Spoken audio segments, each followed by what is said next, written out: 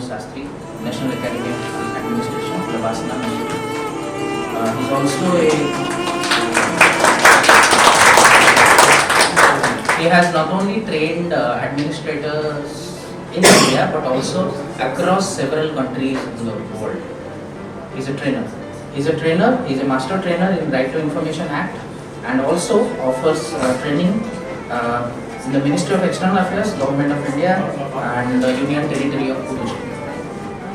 He also served as the founding Deputy Dean Academia or Academics in the rank of Joint Secretary to the Government of India at India's Diplomatic Training Institute, Sushma Swaraj Institute of Foreign Studies, SSIFS.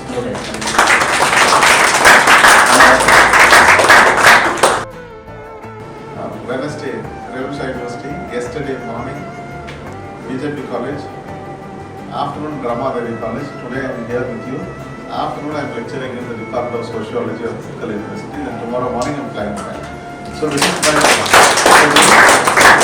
so I could make up, and moreover, I am no longer head of the department. The moment I attempted headship last week I decided to move out. So this is about the brief profile of me and Odisha. And second part is that you heard all these accolades. Those are not accolades, but those are those things that came on my way. I didn't go for it. I only did my duty as a teacher, what I'm supposed to do.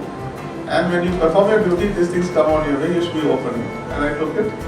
I didn't hesitate to move out of comfort zone.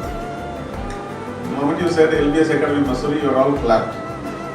Mussoorie is good as a tourist, not as a resident. You should understand that. Right?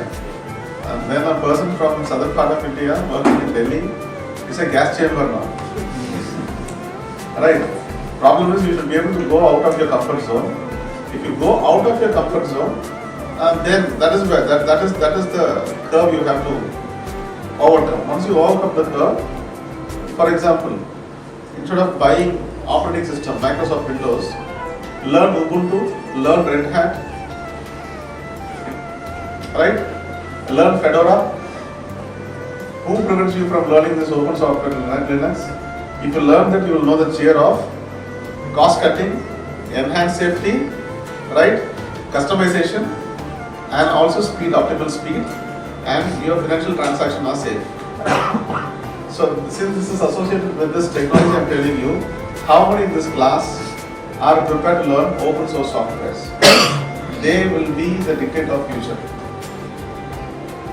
This is something that to tell you before we speak about net neutrality, before we speak about GDPR, before we speak about e-governance. These are some of the fundamental preparatory phase every youth of this country need to understand.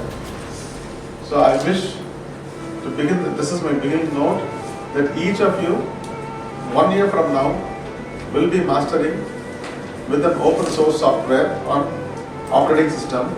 There are plenty.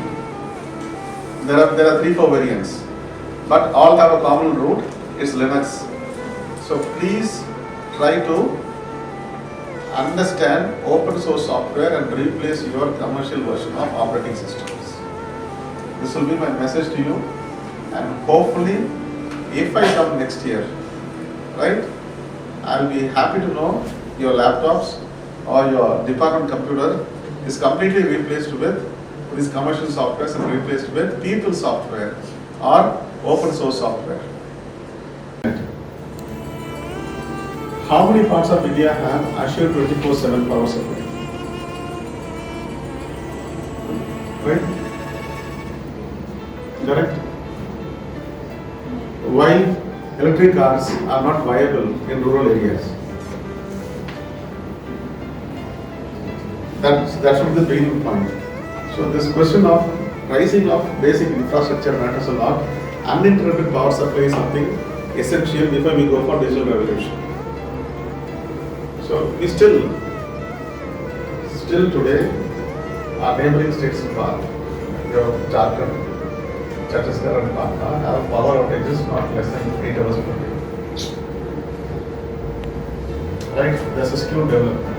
So where is the question of T2G connectivity there? These are some of the issues that fundamental issues that we need to handle. Yes, the bureaucracy will say that half glass is full, right? We in academia should say that half glass is empty.